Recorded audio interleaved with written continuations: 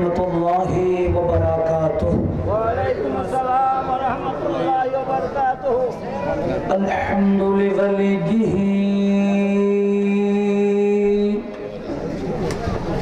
वस्सलातु वस्सलामु अला वलिय्यिहिमा अम्मा बअदु फ़क़द क़ाल अल्लाहु तआला फ़ी शान हबीबिही ताज़ीमन लहू व तौक़ीरा। अऊज़ु बिल्लाहि मिनश शैतानिर रजीम। इन्नल्लाहा व मलाइकतहू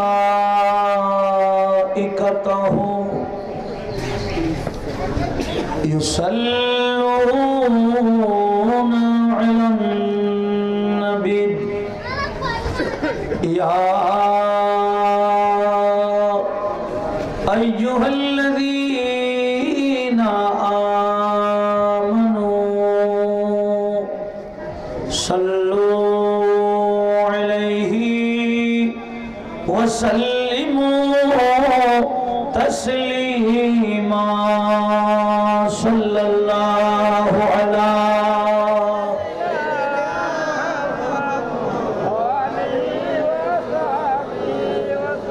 अल्लाहुम्मा सल्ली अला मौलाना मुहम्मद व अला आलि सय्यिदीना।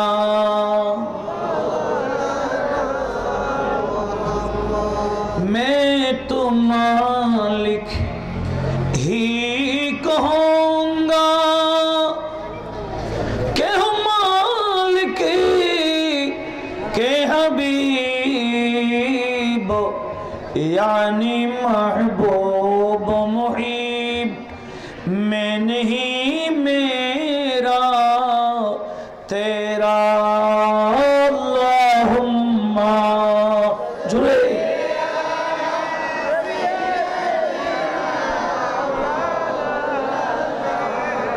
वअला आली।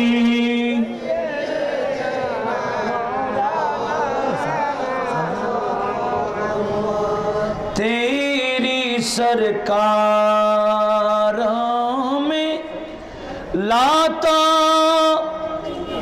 है रज़ा उसी को शफी जो मेरा गौस है और लाडला बेटा तेरा अल्लाहुम्मा।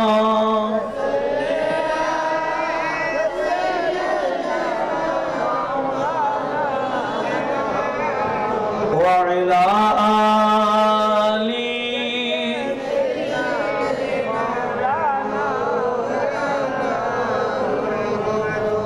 अल्हम्दुलिल्लाह वस्सलातु वस्सलामु अला रसूलिल्लाह। उपस्थित অধ্যক্ষের আয়োজিত গৌসিয়া কমিটি বাংলাদেশ চর চাকতাই নয়া মসজিদ শাখা 19 নং ওয়ার্ড দক্ষিণ বাকুলিয়ার ব্যবস্থাপনায় আজকের আজম শান নুরানি মিলাদুন নবী সাল্লাল্লাহু আলাইহি ওয়াসাল্লাম মাহফিলের সম্মানিত সভাপতি जनाब शेख मोहम्मद जमाल, আজকের সম্মানিত প্রধান অতিথি, এতক্ষণ যাবত কোরআন এবং সুন্নাহর আলোকে অতীব গুরুত্বপূর্ণ আলোচনা পেশ করে গেলেন শুধু আমি নই, হাজার হাজার যিনি উস্তাজদের শিক্ষক, শুধু আলেম নই, যিনারা আসাতিজা, বড় বড় মাদ্রাসার প্রিন্সিপাল, ভাইস প্রিন্সিপাল, মুহাদ্দিসিনে কেরাম, মুফাসসিরিনে কেরাম, মুফতি নিজামের পরম শ্রদ্ধাভাজন শিক্ষাগুরু, জামিয়া আহমদিয়া সুন্নিয়া আলিয়ার শেখুল হাদিস, শের মিল্লত, মুফতি আহলে সুন্নাত, মুহাদ্দিসে জামা, ফকিহে দৌরা, হুজুর আল্লামা আলহাজ মুফতি উবাইদুল হক নাইমি সাহেব কিবলা কদমাহু আলা আইনি ওয়া আলা রাসি,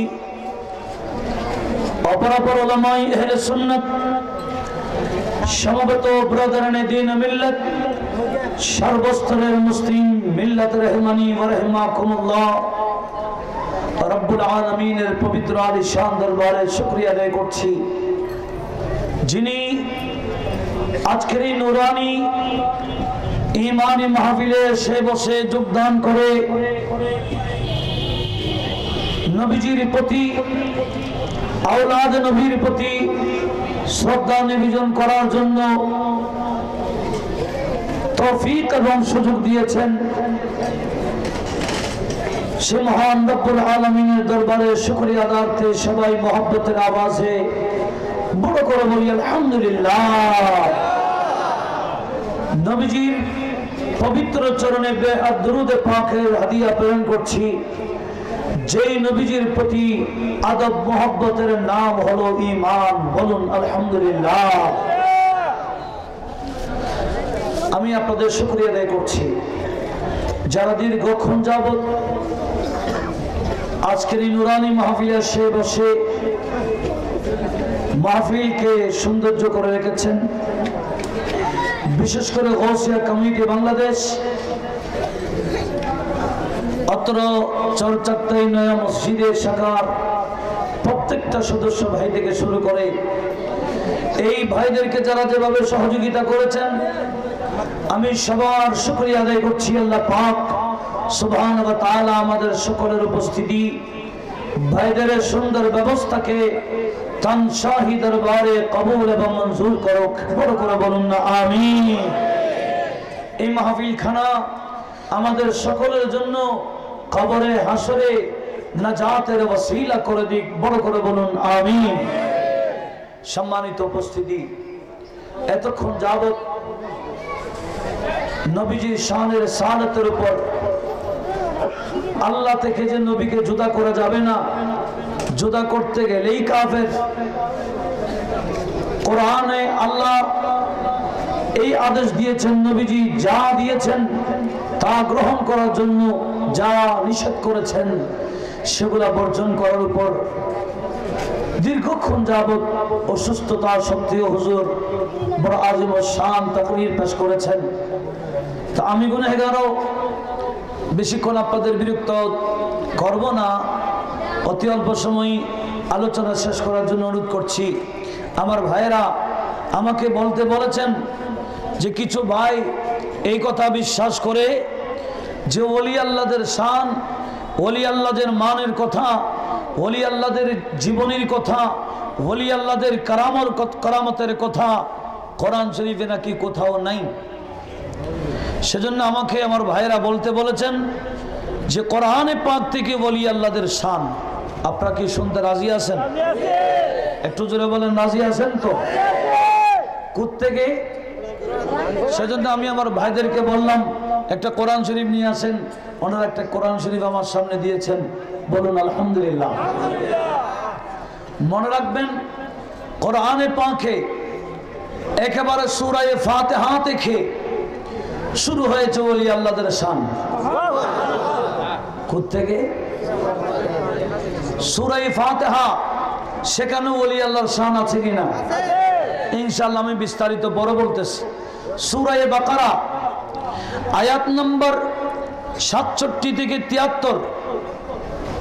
সূরা বাকারা আয়াত নম্বর 67 থেকে 73, সেখানে ওলি আল্লাহর শান আছে কোরআনে পাক। সূরা বাকারা, বাকারা মানে গাবি, এটা আমার আব্বার গাবি নয়, এটা এমন গাবি যে গাবির নামে আল্লাহ বড় একটা সূরা নাজিল করেছেন। সূরা বাকারার মতো এত বড় সূরা আর কোরআন শরীফে নাই। আয়াতের দিক দিয়ে বড় সেই সূরা বাকারা মানে গাবির সূরা। এটা সাধারণ গাবি নয়, এটা একজন আল্লাহর ওলির গাবি ছিল।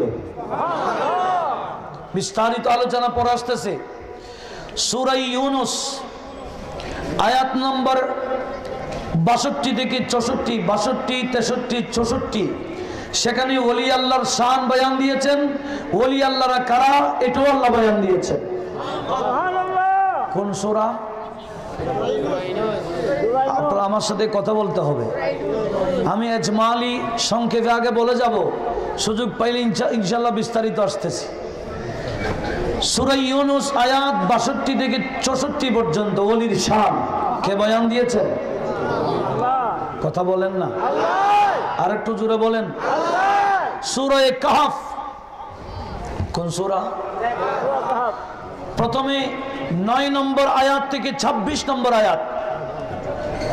9 নম্বর আয়াত থেকে কোন সূরা? সূরা কাহফ।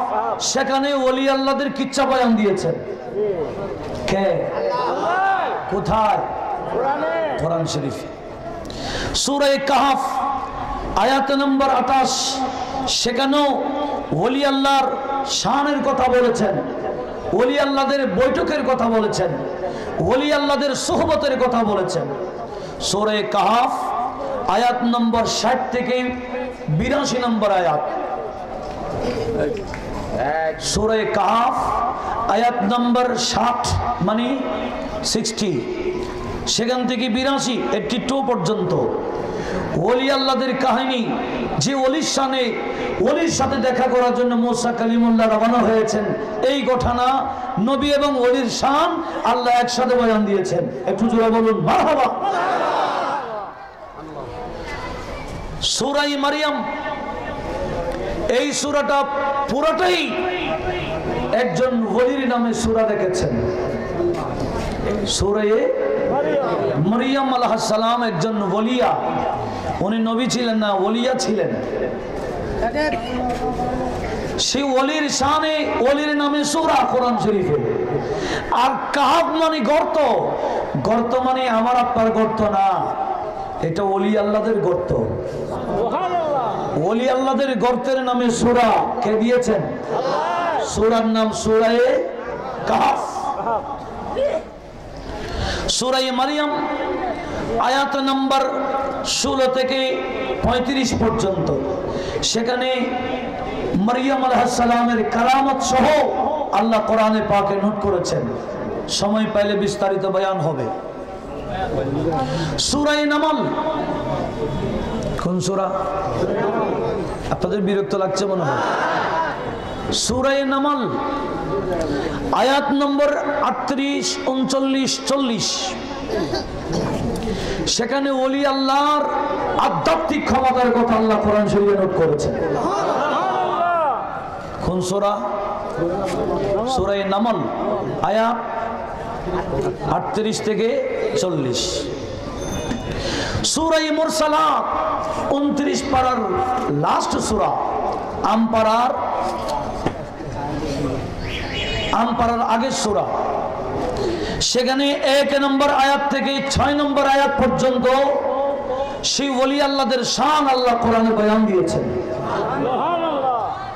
সূরা বুরুজ আয়াত নম্বর 4 থেকে শুরু করে 8 নম্বর সেখানে ওলি আল্লাহর শান বয়ান দিয়েছেন।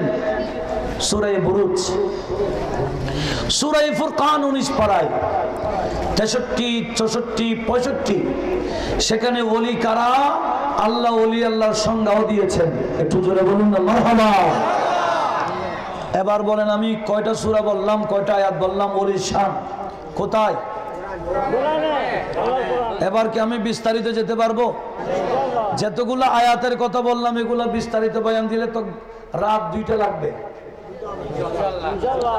রাত 2টা না, এরকম রাত 2টা লাগবে বলতেছি, রাতের 2টা না। যতটুকু সম্ভব ইনশাআল্লাহ বলার চেষ্টা করছি। আল্লাহ পাক শুনে আমাদের সবাইকে আমল করার তৌফিক দান করুক। একটু জোরে বলুন না আমিন।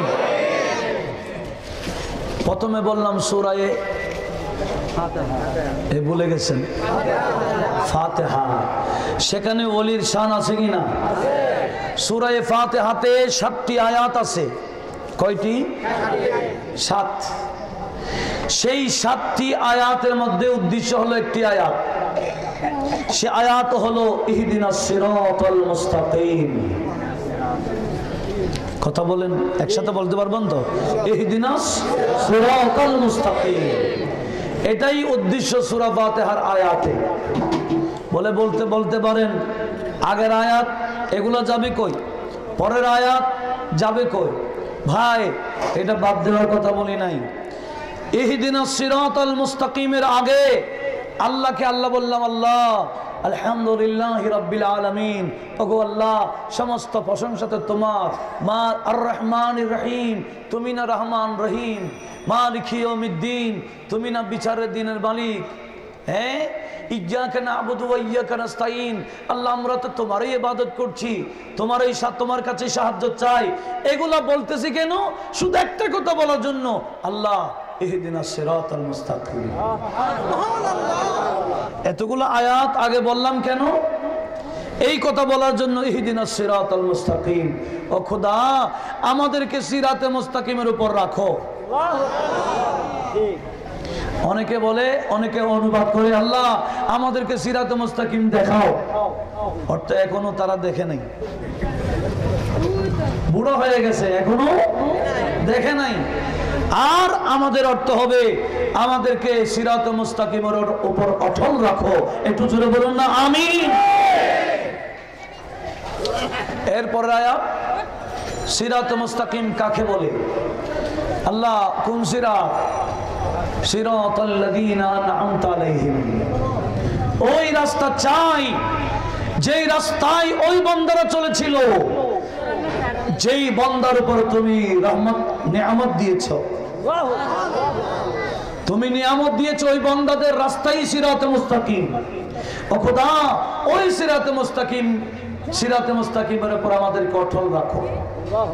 একটু জোরে বলুন না সুবহানাল্লাহ। সিরাতে মুস্তাকিম কারা, কাদের রাস্তা? অন্য জায়গায় আল্লাহ পাক সুবহানাহু ওয়া তাআলা কোরআনের তাফসীর করছে, উলাইকা আন'আমাল্লাহু আলাইহিম মিনান নাবিয়্যিন ওয়াস সিদ্দিকিন ওয়াস শুহাদায়ে ওয়াস সালিহিন। একটু জোরে বলুন সুবহানাল্লাহ। এই 4 প্রকার মানুষের রাস্তার নাম সিরাতে মুস্তাকিম। 1 নম্বর নবীদের রাস্তা, 2 নম্বর সিদ্দিকদের রাস্তা, 3 নম্বর শহীদদের রাস্তা, 4 নম্বর হলো আল্লাহর ওলিদের রাস্তা। এবার বলেন সূরা ফাতিহাতে ওলির কথা আছে কিনা? আর ভাই ওলি আল্লাহ যে পথে চলেছেন সেই পথের নাম সিরাতে মুস্তাকিম।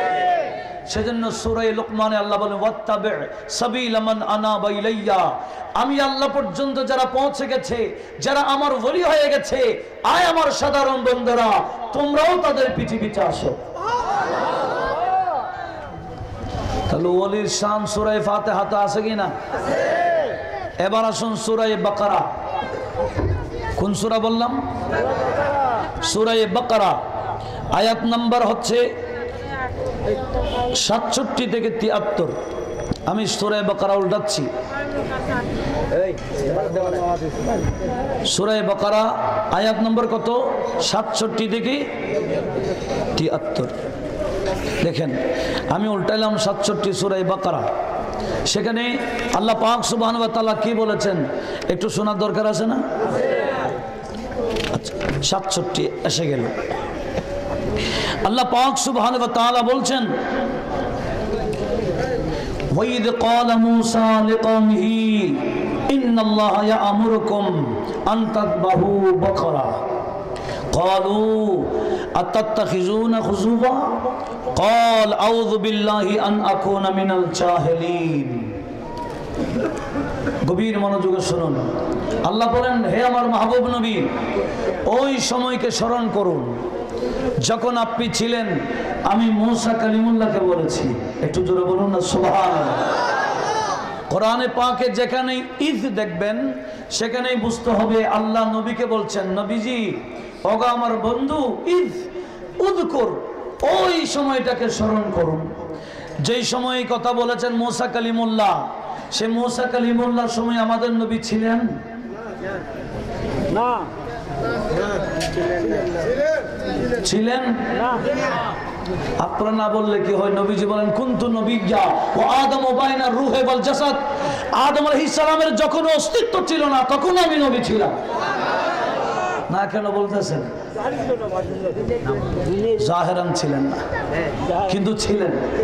ছিলেন কে বলতেছেন? নবীজি নিজেই বলছেন, তিরমিজি শরীফ কিতাবুল মানাকিবের হাদিস, নবীজি বলছেন কুনতু নবিয়্যা ওয়া আদমু বাইনা রূহি ওয়াল জাসাদ। আদম আলাইহিস সালামের শরীর এক জায়গায়, রূহ অন্য জায়গায়, তখনও আমি নবী কিন্তু নবী ছিলাম। আল্লাহ বলেন নবী আপনি তো তখনও নবী ছিলেন যখন আমি মূসা কালিমুল্লাহকে বলছিলাম। আপনি কথাটা স্মরণ করুন, একটু আওয়াজ দিয়ে বলুন না সুবহানাল্লাহ। যদি নবীজি না ছিলেন, সে সময় ছিলেন না বলেন, তাহলে আল্লাহর কথাটা বেকার হয়ে যাবে। আমার আল্লাহ কি কোনো বেকার কথা বলে?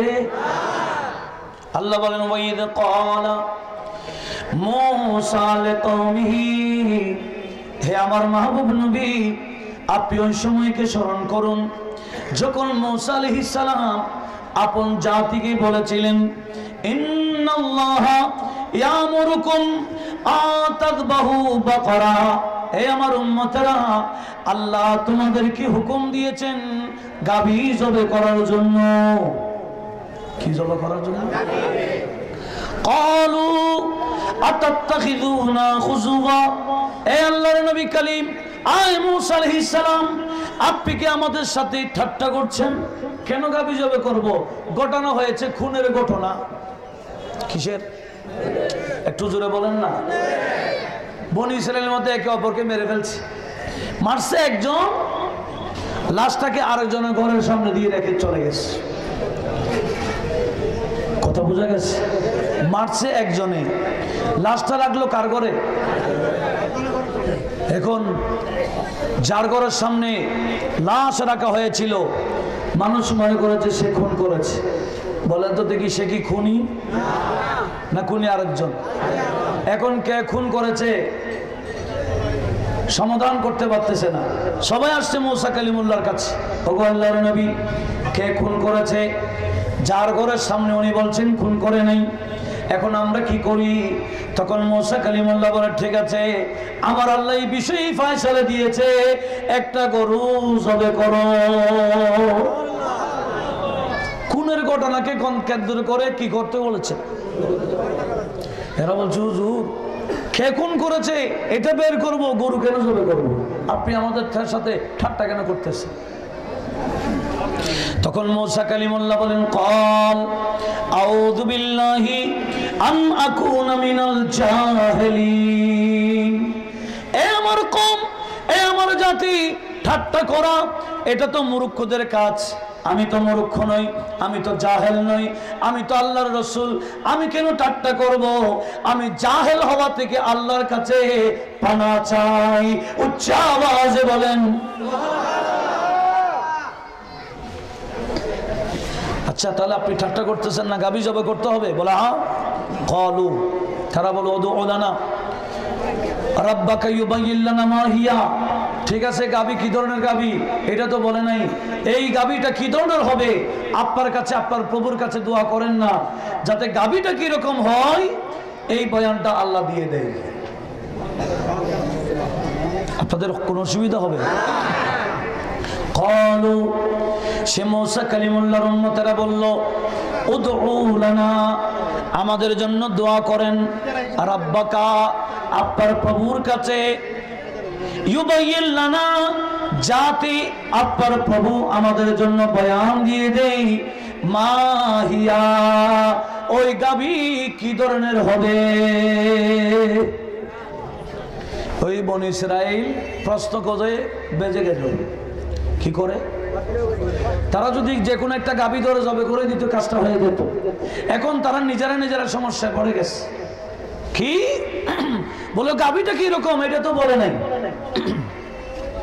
তখন আল্লাহ নাজেল করে দিলেন মুসা কালিমুল্লাহর কাছে, এই মুসা, তারা যখন প্রশ্ন করছে, ঠিক আছে, মুসা কালিমুল্লাহ তার জাতিকে বললেন, এ আমার জাতি, আমার আল্লাহ বলেছেন যেমন তেমন গাভী হলে হবে না, গাভীটা কেমন হতে হবে? ইন্নাহা বাকারাতুন লা ফারিদুন ওয়ালা বিকরুন ওয়া আওয়ানুন বাইনা যালিকা ফাফআলু মা তুমারুন। একটু জোরে বলুন না সুবহানাল্লাহ। বলে এমন হতে হবে, বেশি বড় হতে, বুড়িও হতে, আবার গাভীটি বুড়িও হতে পারবে না, একেবারে ছোট, যেটাকে আমাদের আমরা চট্টগ্রামের ভাষায় কি বলি, বাছুর, যেটা দেখা বলিনি, ঠিক না, গরুর বাছুর, এরকম হতে পারবে না। এই যেরকম আল্লাহ আদেশ দিয়েছেন সেরকম করো। ক্বালু উদউ লানা, আমাদের জন্য আবার দোয়া করেন, রাব্বাকা, আপনার প্রভুর কাছে, ইউবাইয়িন লানা, উনি যাতে আমাদেরকে বয়ান দেয়, মা লাউনাহা, মা লাউনুহা, ওই গাভীর রং কি ধরনের হবে, গাভীর রং কি ধরনের হবে। এখন আরো বেজে গেছে, গাভীর রং কি ধরনের হতে হবে। তখন মুসা কালিমুল্লাহ বলেন, ক্বাল ইন্নাহু ইয়াকুল, আমার আল্লাহ বলছেন গাভীটা যেমন তেমন রঙের হলে হবে না, ইন্নাহা বাকারাতুন সাফরা, ওই গাভীটির রং একেবারে হলুদ হতে হবে। আপনারা কি হলুদ রঙের গাভী দেখেছেন? বলেন না, হলুদ রঙের গাভী কি দেখেছেন? আল্লাহ বলছেন ইন্নাহা বাকারাতুন সাফরা, গাভীটা কোন ধরনের হতে হবে? ফাকিউন লাউনুহা, একেবারে কড়া রঙের, তাসুরুন নাযিরিন, যে গাভীকে দেখলেই সুন্দর লাগে।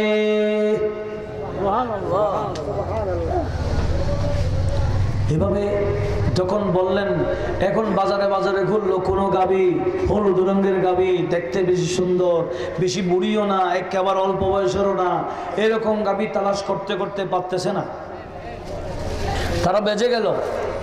এদিকে বনি ইসরায়েলের মধ্যে একজন আল্লাহর ওলি ছিলেন, কথা ওলির শান এসে গেছে কিনা? কে ছিলেন? ওই ওলি, আল্লাহর ওলি ছিলেন।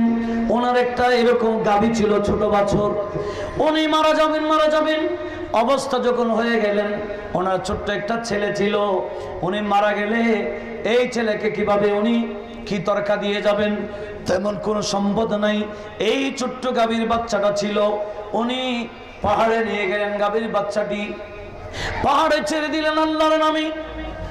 আল্লাহ কি বললেন, আল্লাহ তোমার আমানত আমার গাভীটা ছেড়ে দিলাম, আমার ছেলে বড় হলে এই গাভীটা আমার ছেলের হাতে ফিরাইয়া দিও। এদিকে উনি মারা যাবার আগে স্ত্রীকে বলেন, আমার স্ত্রী, আমার একটা গাভী আছে, পাহাড়ে আমি ছেড়ে দিলাম, এটা আল্লাহ লালন পালন করবে। সুবহানাল্লাহ বলেন না। আমার ছেলে যখন বড় হবে, তুমি একদিন পাহাড়ে আমার ছেলেকে পাঠাইবা, আর পাহাড়ে গিয়ে যদি গাভীটাকে ডাক দেই, কিভাবে ডাক দিবে? আই ইব্রাহিম খলিলুল্লাহর খোদার দোহাই দিয়ে বলছি, আমার গাভী তুমি আমার কাছে চলে আসো। কি বলবা ডাকবে? আই ইব্রাহিম খলিলুল্লাহর প্রভুর, না, ইব্রাহিম খলিলুল্লাহর প্রভুর দোহাই দিয়ে বলছি, এই আমার গাভী তুমি আমার কাছে চলে আসো। এভাবে ডাক দিলে আমার গাভী আমার ছেলের কাছে ছুটে আসবে। এই ওসিয়ত করে গেলেন কে? বাবা। বাবা এটা সাধারণ না, এটা সালেহ বান্দা ছিলেন, আল্লাহর ওলি ছিলেন। একটু আওয়াজ দিয়ে বলুন মারহাবা। এদিকে গাভীও বড় হচ্ছে কোথায়? জোরে বলেন না কোথায়? কে বড় করছেন? আক্কেল ছড়াচ্ছেন কুদরতি ব্যবস্থাপনায়, ঠিক না বেঠিক? এদিকে ছেলেও বড় হয়ে গেল, উপযুক্ত হয়ে গেল। একদিন মা বলল, আয় আমার ছেলে, তোর একটা গাভী আছে পাহাড়ে, তুই পাহাড়ে গিয়ে ডাক দিয়ে বলবি, এই আমার গাভী, ইব্রাহিম আলাইহিস সালামের প্রভুর দোহাই দিয়ে বলছি, আমার গাভী তুই আমার কাছে চলে আয়।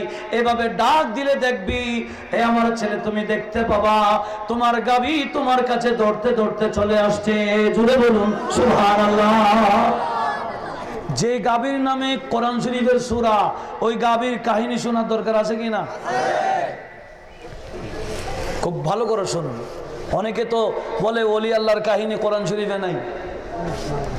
আমি তো অনেক সূরা বলছি, কতটুকু যেতে পারি জানি না। খুব ভালো করে শুনুন। ছেলে গেলেন পাহাড়ে গিয়ে ডাক দিয়ে বললেন, এই আমার গাভী, ইব্রাহিম খলিলুল্লাহর প্রভুর দোহাই দিয়ে বলছি, তুমি আমার কাছে চলে আসো। এরকম যখন ডাক দিলেন ছেলে, ওই গাভী আম্বা আম্বা করে করে ওই ছেলের কাছে এসে দাঁড়িয়ে গেল। জুড়ে বলুন সুবহানাল্লাহ।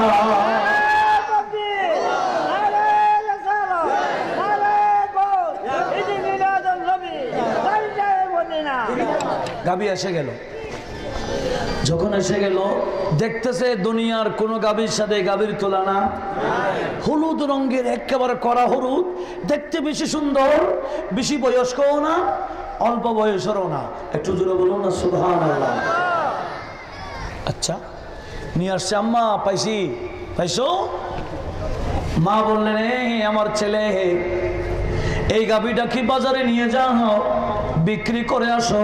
খবরদার, বিক্রি করার আগে দাম কত আমি মা থেকে আগে জিজ্ঞেস করে যাওয়া, আমি অনুমতি দেওয়া ছাড়া বিক্রি করতে পারবো না। জুড়ে বলুন। ছেলে যাচ্ছে গাভী নিয়ে কোথায়? বাজারে যাওয়ার আগে আল্লাহ ফেরেশতা একজন পাঠাই দিলেন মানুষের সুরতে। এসে সালাম দিয়ে বলছে, ভাই আপনার গাভীটা কোথায় নিয়ে যাচ্ছেন? বলে, কেন, বাজারে নিয়ে যাবো আর কি। দাম কত? বলে, তো একটা দাম বলে দিল। ওই মানুষটা একটা দর করে একটা দাম বললো। বলে, আমি দিব এত, আমাকে দিয়ে দেন, আর বাজারে নিতে হবে না। আচ্ছা, বলে ঠিক আছে, আপনি একটু দাঁড়ান, আমি আমার গরুটা নিয়ে আমার আম্মার কাছে যাব, আমার আম্মার অনুমতি ছাড়া আমি দিতে পারবো না। ওই বন্দার ফেরেশতা যিনি মানুষের সুরত আসছিল, উনি বলছেন, ভাই তোমার আম্মার কাছে যাইও না, তোমাকে আরো ডবল দিয়ে দিব। সেই ছেলে বলে, বাবা আপনি যত ডবল দেন, 100 ডবল দিল, আমি এখান থেকে আপনাকে গাভীটা দিতে পারবো না, আমার আম্মার অনুমতি ছাড়া দিতে পারবো। মায়ের তার দেখেন, মায়ের আনুগত্য।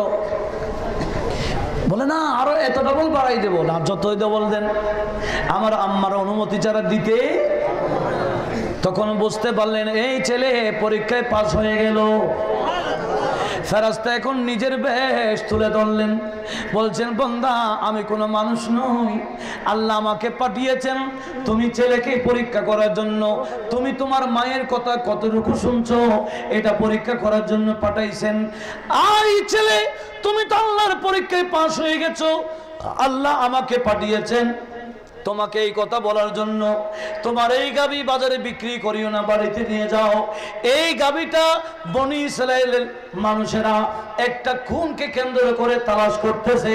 তোমরা বলবে, বনি ইসরাইলের মানুষ আসলে বলবে, বনি ইসরাইলের মানুষেরা আমি গাভীটা দিয়ে দিতে পারি, কিন্তু এই গাভীর খালটাকে স্বর্ণ দিয়ে পুরাই দিতে হবে।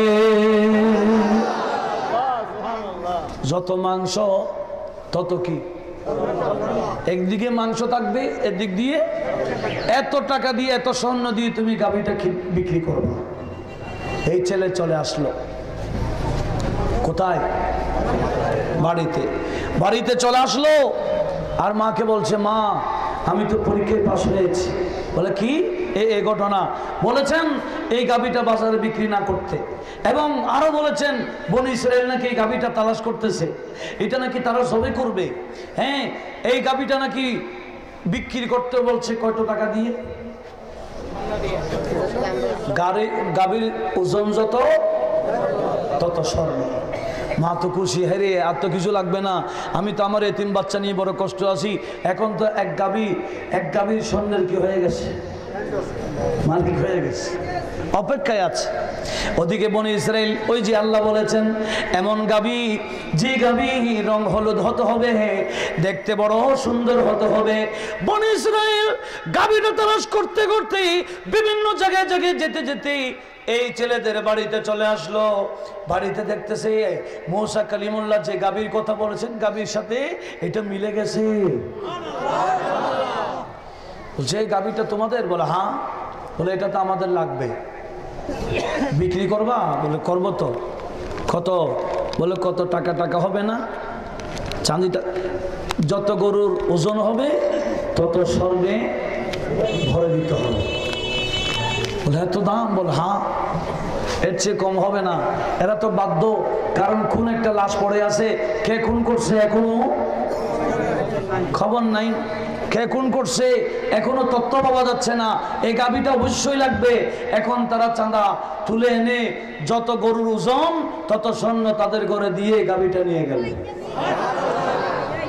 গাভী নিয়ে গেল, ওই গাভী সবে করলো। গাভীর রান আছে কিনা একটু জোরে বলেন, রান আছে কিনা? গাভীর রান একটা নিয়ে ওই মরা মানুষের শরীরের সাথে যখন লাগাই দিল, গাভীর রান যখন মরা মানুষের শরীরের সাথে লাগাই দিল, ওই মরা আর মরা নাই, জিন্দা হয়ে গেল। জিন্দা কে করেছেন? কার মাধ্যমে? গাভীর মাধ্যমে। গাভী কার? কি বলে? আল্লাহর ওলি বলেন না, আল্লাহর ওলির গাভী। তো আল্লাহর ওলির গাভীর গোশত যদি মরাতে লাগাই দেই, মরা জিন্দা হয়ে যায়, তো আমার গৌসে পাক কম বিইদিল্লাহ বললে মরা জিন্দা হবে না কেন? ঠিক না? ঠিক। তাহলে ওলি আল্লাহর কথা কোরআন শরীফে আছে কিনা? তাহলে এই আমি সূরা ফাতিহা শেষ করলাম, সূরা বাকারা শেষ করলাম।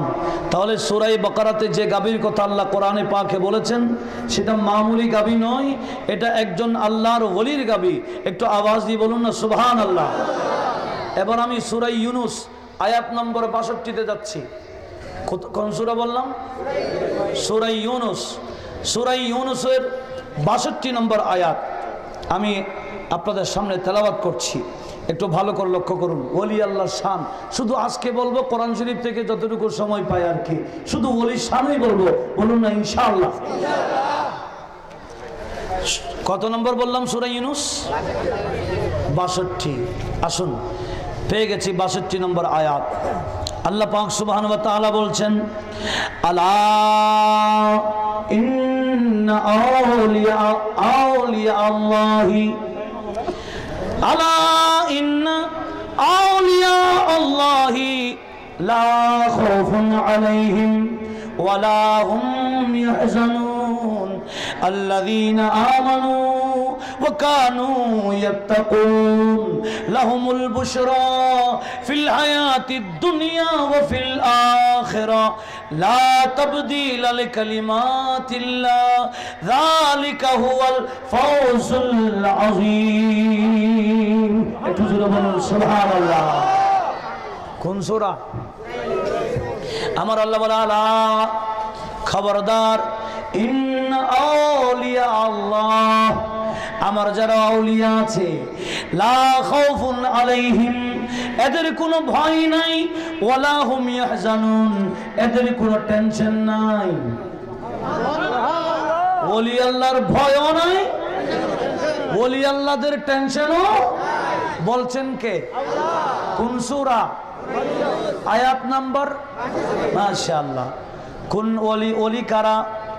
ওলি যাকে তাকে ওলি বললে হবে না। এই আয়াতে আল্লাহ ওলিদের ডেফিনিশন দিয়েছেন, সংজ্ঞা দিয়ে দিলেন, ওলিদের পরিচয় দিয়ে দিলেন। আমার আল্লাহ বলেন, আল্লাযীনা আমানু ওয়া কানু ইয়াত্তাকুন, যারা ঈমান আনয়ন করার পরে তাকওয়া অবলম্বন করেছে, যারা মুত্তাকি হয়েছে, এরাই হলো আল্লাহর ওলি। তাকওয়া ছাড়া ওলি হতে পারে? নামাজ ছাড়া ওলি হতে পারে? শরীয়ত ছাড়া ওলি হতে পারে? বড় বড় গদি নিয়ে কি বড় বড় ওলি হওয়া যায়?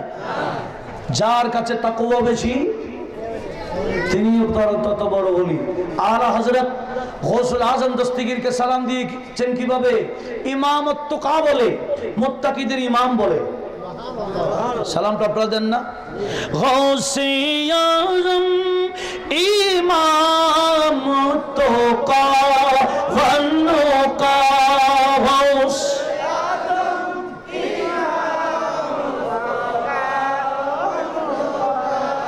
जलवाए शाने कुदरत मुस्तफा जाने रहमत शम्ए बजिम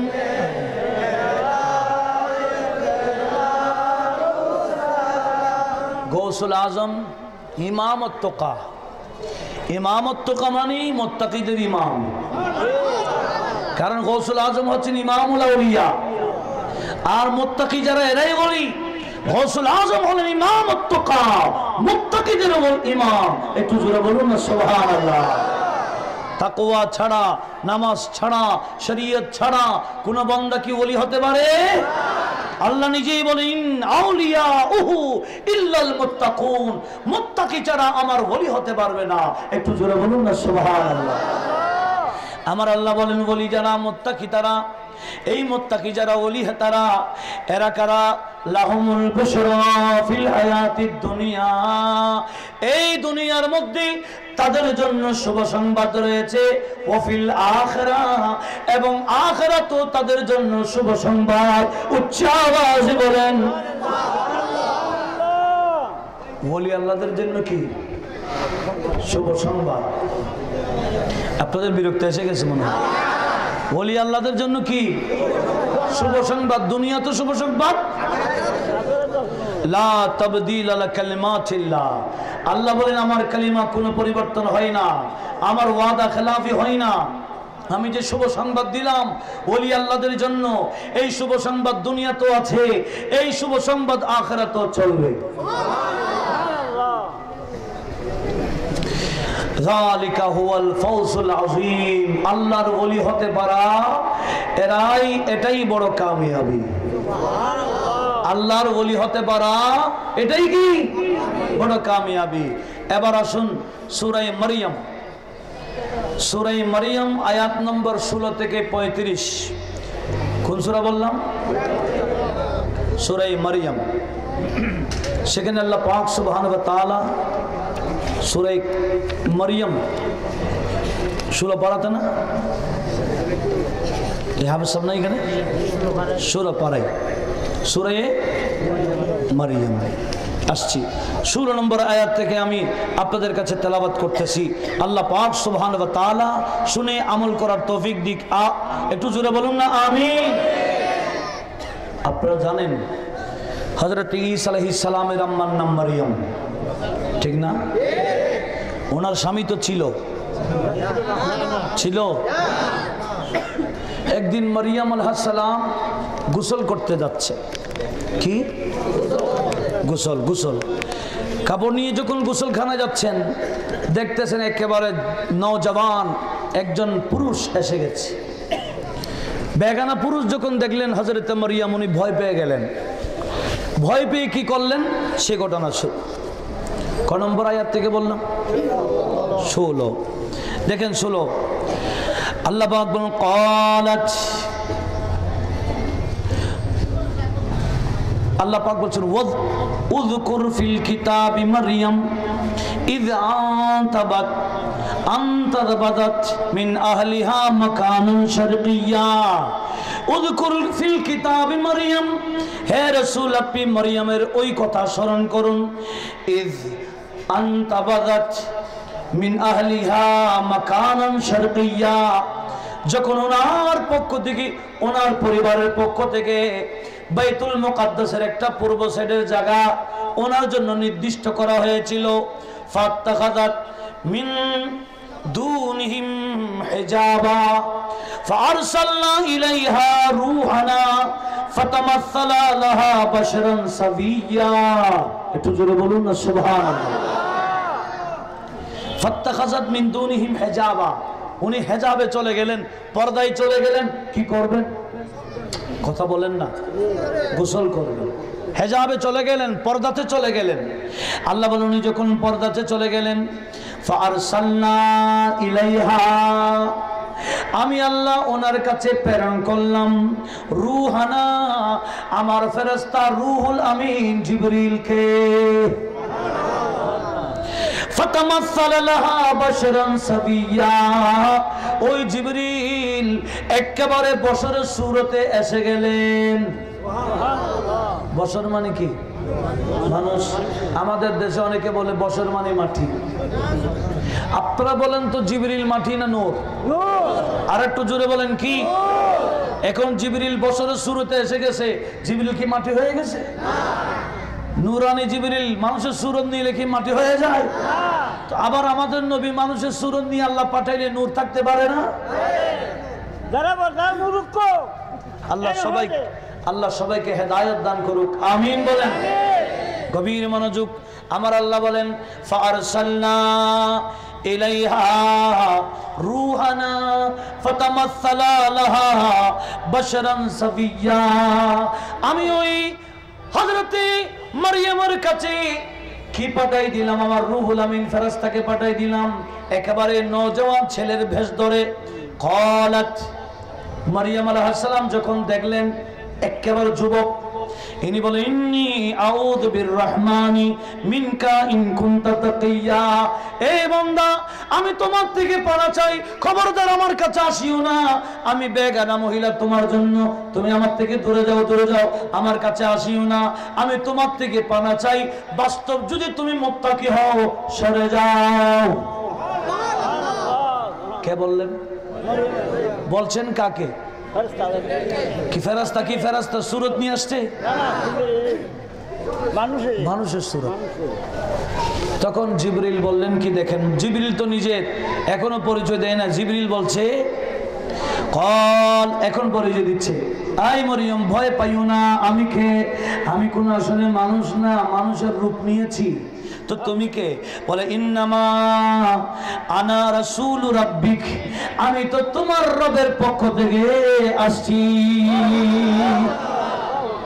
কেন আসছি লিআহাবালাকে গোলামান যাকিয়া আমি আসছি তোমাকে একটা পবিত্র সন্তান দেওয়ার জন্য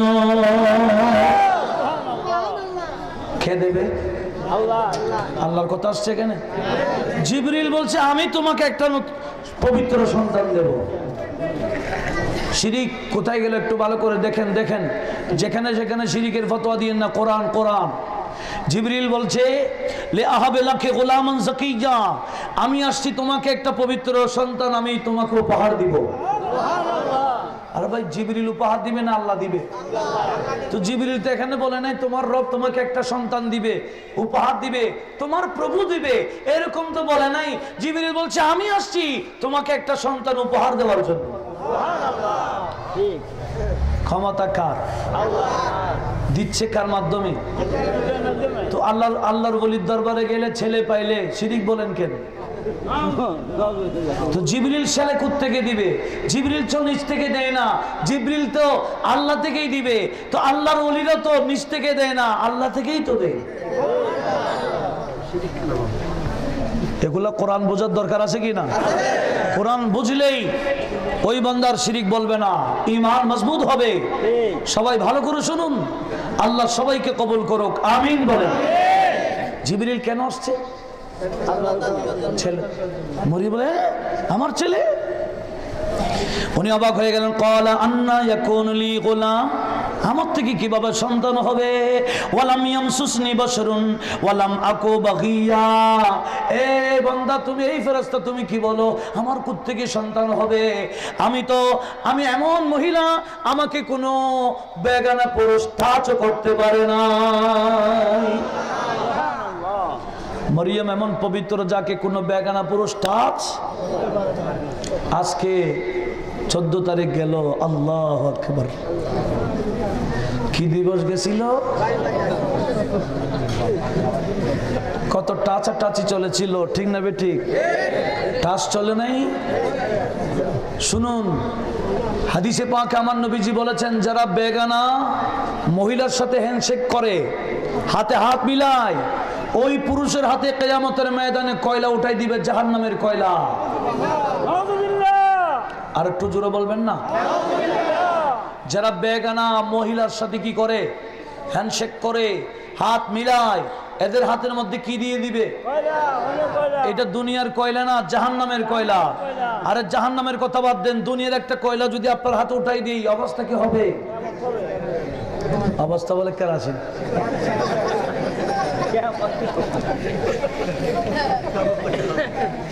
কি বলছিলাম? শুনুন, হযরতে মরিয়ম কি বললেন, এ বান্দা, আমি তোমাক, আমার কিভাবে ছেলে হবে? আমাকে ওয়ালাম ইয়ামসুসনি বাশারুন, আমাকে কোনো মানুষ টাচ করে নাই, ওয়ালাম আকু বগিয়া, আমি তো কোনো ব্যভিচারও করি নাই, আমি তো গুনাহের কাজও করি নাই, আমার সন্তান কিভাবে হবে? قال ربك هو علي هين। এই মরিয়ম, তুমি আশ্চর্য কেন হচ্ছ? তোমার স্বামী নাই, কোন পুরুষ তোমাকে টাচ করে নাই, এই অবস্থায় তোমাকে ছেলে দেওয়া, এটা তোমার রবের কাছে কোনো ব্যাপার না। তোমার প্রভু কোন পুরুষের মিলন ছাড়া সন্তান দিতে পারে কিনা? কেন? লিনাজআলাহু আয়াতান লিন্নাসি ওয়া রাহমাতান মিন্না। আল্লাহ বলেন, কোন পুরুষের টাচ করা ছাড়া মহিলার গর্ভে সন্তান এনে দেওয়া আমি কেন করতেছি? লিনাজআলাহু আয়া, এটা আমি আল্লাহর নিদর্শন দেখাবার জন্য, লিন্নাস, মানব জাতির জন্য, ওয়া রাহমাতান মিন্না, এটা আমি আল্লাহর পক্ষ থেকে বড় একটা রহমত। জুড়ে বলুন সুবহানাল্লাহ।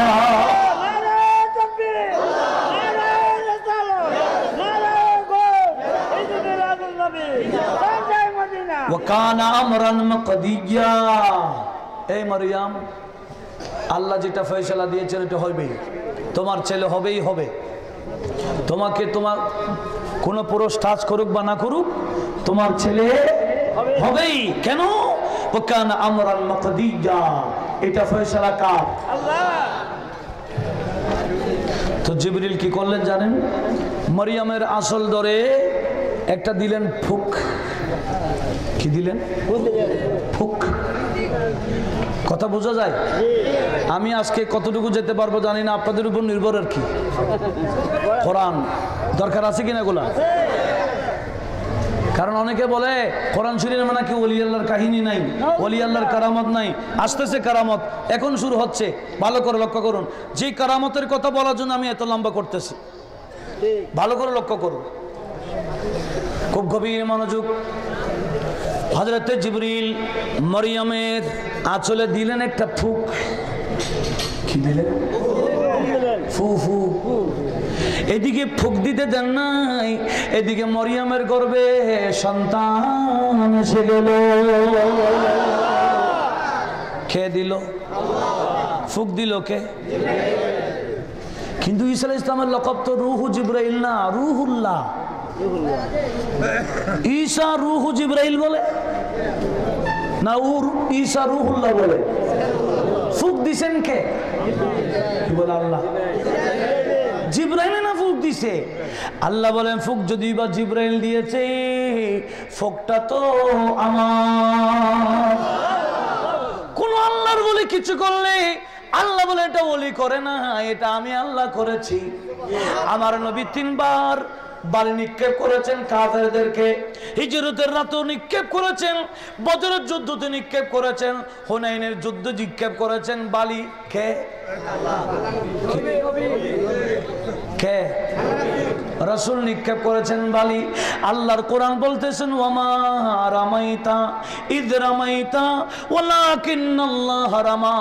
রাসূল, আপনি যখন নিক্ষেপ করেছিলেন, এটা তো নিক্ষেপ আপনার নয়, নিক্ষেপ তো আমি আল্লাহ করেছি। শিরিক গেল কই? শিরিক গেল কই? আরে ভাই নিক্ষেপ তো নবী করেছেন, আল্লাহ বলেন আয় মাহবুব আপনি করেন না আমি করছি। হুদাইবিয়ার সন্ধিতে সেখানে বায়াতের রিদওয়ান হয়েছিল, আর নিচে আমার নবী হাত দিয়েছেন, বলেছেন হাদিহি ইয়াদু উসমানা, এটা উসমানের হাত, বায়াত করো। 1400 সাহাবা আমার নবীর হাতে বায়াত গ্রহণ করলেন। নবীজি উপরে হাত দিলেন, কার হাত? নবীর হাত। সাহাবাদের উপরে কার হাত? নিচেরটা নবীর হাত, উপরেরটা নবীর হাত, দুটোটা নবীর। নবীজি বলেন এটা আমার ওসমানের হাত, এখানে বায়াত করো। উপরে একটা হাত দিলেন। আল্লাহ বলেন মাহবুব নিচেরটা আপনি ওসমানের হাত ঘোষণা দিয়েছেন, এখন উপরেরটা আমি আল্লাহ আমার হাত ঘোষণা দিলাম। ইয়াদুল্লাহি ফাওকা আইদিহিম, সূরা ফাতাহ। আরে ভাই কোরআন স্টাডি করো, শিরিক যাবে গা। ইয়াদুল্লাহি ফাওকা আইদিহিম, মাহবুব 1400 সাহাবার হাতের উপর আপনার হাত ছিল, কিন্তু আমি আল্লাহ ঘোষণা দিলাম এটা হাত যদিও বা আপনার জাহেরান, কিন্তু কুদরতি হাত তো আমি আল্লাহ। কথা বোঝা যায়? নিক্ষেপ করেছেন নবীজি, আল্লাহ বলেন আমি করছি। ফুক দিয়েছেন জিবরাইল, আল্লাহ বলে রূহুল্লাহ, ফুক আমি আল্লাহ। একটু জোরে বলবেন না? এখন বাচ্চা এসে গেছে করবে, হযরতে মরিয়ম সমস্যায় পড়ে গেলেন, এলাকার মানুষকে কি বলবেন? সন্তান হলে মানুষ কি করবে? ওনাকে বিয়ে দেওয়া হয় নাই, এরকম সন্তান এসে গেছে, উনি পাপ কাজ করছে, এরকম বলবে না? ও খোদা, উনি বলেন ক্বালাত ইয়া লাইতানি মিততু ক্বাবলা হাযা, ও খোদা এর আগে আমি মরে যেতাম তো ভালো হইতো, তুমি আমাকে এরকম বিদ্যুৎ কেন করছো? আমাকে গর্ভে সন্তান দিলা, আমি এলাকার মানুষকে কি বলবো? আল্লাহ বলেন টেনশন করিও না, টেনশন করিও না, ছেলে দিয়েছি আমি, ওই ছেলেকে দুনিয়াতে আসার ব্যবস্থা করব আমি আল্লাহ। কে? আল্লাহ। এই মরিয়ম তুমি এলাকা ছেড়ে পাহাড়ে চলে যাও। কোথায়? পাহাড়ে চলে যাও। সেই পাহাড়ে গেলেন, পাহাড়ে যে জায়গায় গেলেন এটার নাম বাইতুল লাহাম। কি? বাইতুল লাহাম। মেরাজের রাত্রে আমার নবীজি আল্লাহর ঘর খানে কাবা থেকে বাইতুল মুকাদ্দাসে যাচ্ছেন। যাওয়ার পথে অনেক জায়গায় নবীজি কি জিবরিল নামালেন, এক জায়গায় নামালেন একটা পাহাড়ি এলাকা, নামিয়ে বললেন ইয়া রাসূলুল্লাহ সাল্লি হানা রাকাতাইন। আমি দেখে দেখে হাদিসটা বলি, সেহাসিত্তার হাদিস। কোথাকার হাদিস? একটু জোরে বলেন না। নাসাই শরীফের হাদিস। আমি হাদিসের নম্বর সহ বলবো ইনশাআল্লাহ। সবার জানার দরকার আছে কি না? একটু ভালো করে ক্লিয়ার করুন। আল্লাহ সবাইকে কবুল করুক, আমিন বলেন না। কোন শরীফ? সেহাসিত্তার হাদিসটা একটু লক্ষ্য করুন, একটু দরুদ শরীফ পড়েন। সালাতুনিয়া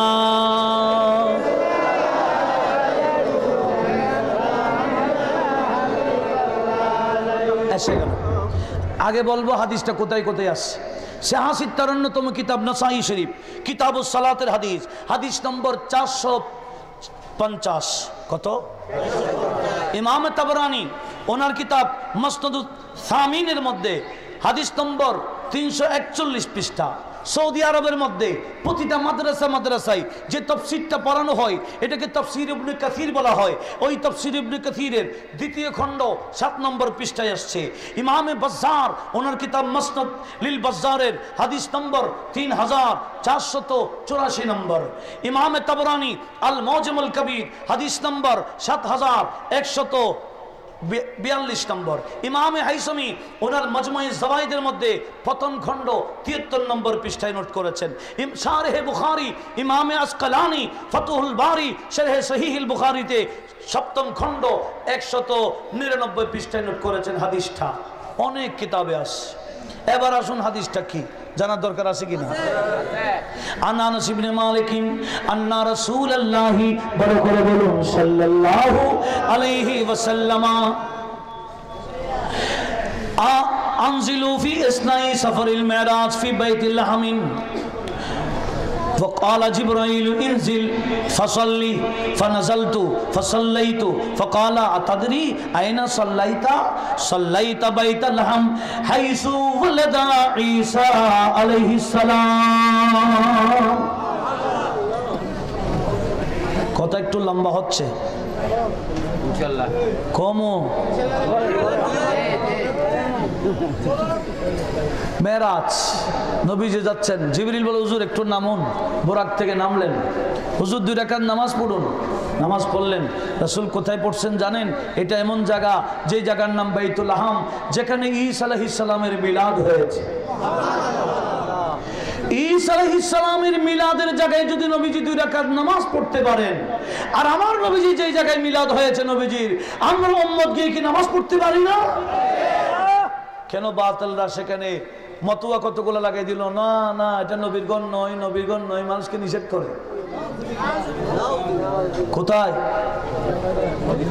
আগে সেই জায়গায় নবীর ঘরটাতে মসজিদ ছিল নবীর উম্মতরা গিয়ে নামাজ পড়তেন বাদশাহ হারুন রশিদ মসজিদ বানিয়ে দিয়েছিলেন কিন্তু সৌদিয়া হুকুমত আসার পরে মসজিদ ভেঙে দিলেন সেখানে মক্তব বানাইছিল লাইব্রেরি এখানে কাউকে ঢুকতেও দেয় না আর বলে এটা নবীর ঘর কোনো তত্ত্ব নেই আরে আবু জেহেলের ঘর কোনটা এটা তত্ত্ব আছে বাথরুম লাগাই দিল সিদ্দিক আকবরের ঘর কোনটা এটা তত্ত্ব আছে মসজিদ বানাই দিল ফারুক আজমের ঘর কোনটা এটা তত্ত্ব আছে মসজিদ বানাই দিল মাওলা আলীর ঘর কোনটা উম্মে হানির ঘর কোনটা সব তত্ত্ব আছে শুধু নবীর ঘর কোনটা তত্ত্ব নাই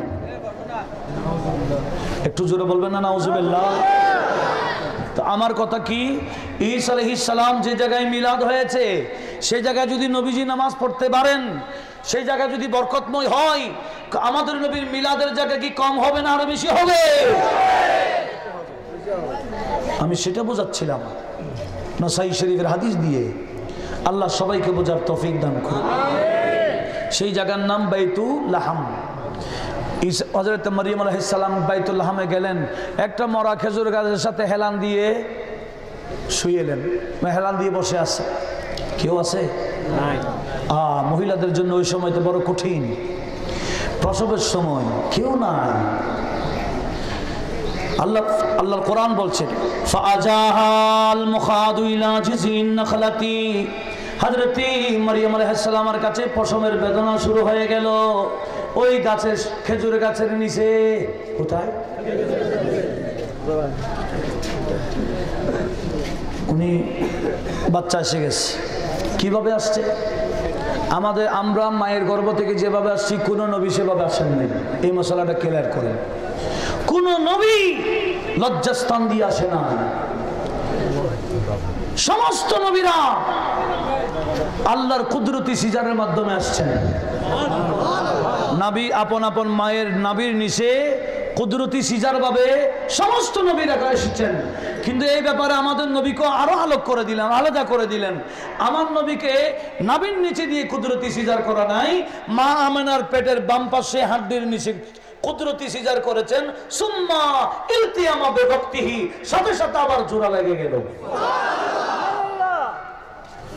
কথা বোঝা গেছে সমস্ত নবীরা একজনও আমাদের মতো প্রসব হয় নাই কি সিজার হয়েছিল ডাক্তারি সিজার হলে তো আমাদের মা বোনরা অনেকদিন কষ্ট পায় কিন্তু কুদরতি সিজার হলে কষ্ট হয় না একটু জোরে বলুন না সুবহানাল্লাহ ঈসা আলাইহিস সালাম দুনিয়াতে এসে গেলেন এতদিন ঈসা আলাইহিস সালাম পেটে ছিলেন পেট ভরা ছিল এখন মরিয়ম আলাইহিস সালামের পেট কি হয়ে গেল খালি খিদা লাগছে খুদা এখানে তো আমার বাড়ি নেই ঘর নাই আমার কেউ নাই এত খিদা লাগছে আমি কি করি আল্লাহ বলে তোমার টেনশন করার কি দরকার ফানাদাহা মিন তাহতিহা আলা তাহজানি ক্বাদ জাআলা রাব্বুকি তাহতাকি সারিয়া একটু জোরে বলুন আল্লাহ বলে মারিয়াম টেনশন করিও না কে বলতেছেন আলা তাহজানি আয় মারিয়াম টেনশন করিও না তোমার খাবার নাই পেটে খিদা লেগে গেল বাচ্চা দুনিয়াতে এসে গেল পেট খালি হয়ে গেল কি খাবা টেনশন করিও না তোমার নিচেই তো তোমার আল্লাহ তোমার জন্য নিশান রেখে গেল হুজ্জি ইলাইকি বিজিজিন নাখলাতি তুসাকিত আলাইকি রুতবান জানিয়া ওয়াশরুবি ওয়াকুলি ওয়াশরাবি ওয়াকাররি আইনা। একটু জোরে বলুন না সুবহানাল্লাহ। মারিয়াম, তুমি যে গাছে হেলান দিলা, গাছটা মরা না? ওলা খোদা মরা, খেজুর গাছ মরা গাছ। আল্লাহ বলে মরা হইলে অসুবিধা নাই, তুমি গাছের ঢাল ধরে দিবে টান। ধরবে কে? মারিয়াম। মারিয়াম মারিয়াম নবী না ওলি? কারামত কাকে বলে দেখেন? কারামত ওলির কুদরত, মুজিজা নবীর কুদরত। আল্লাহ বলেন খুজি ইলাইকে বেজিজিন নাখলা, যে গাছের তুমি হেলান দিলা এই মরার ডালটাকে তুমি তোমার দিকে টানো। খুজি ইলাইক, তোমার দিকে টানো। তো টানলে পরে কি দেখবা? তুসাকিত আলাইকে রুতাবান জানিয়া, তুমি দেখবে গাছ মরা নাই, মরা নই, মরা নাই, ওই মরা গাছ জিন্দা হয়ে গেছে। শুধু তাই না, একেবারে টাটকা ফল, একেবারে রুতাবান জানিয়া, কাঁচা কাঁচা খেজুর তোমার সামনে টান দিলেই পড়বে। উচ্চ আওয়াজে বলেন সুবহানাল্লাহ। মরা খেজুর গাছ থেকে টাটকা খেজুর পড়া, এটা কি স্বাভাবিক?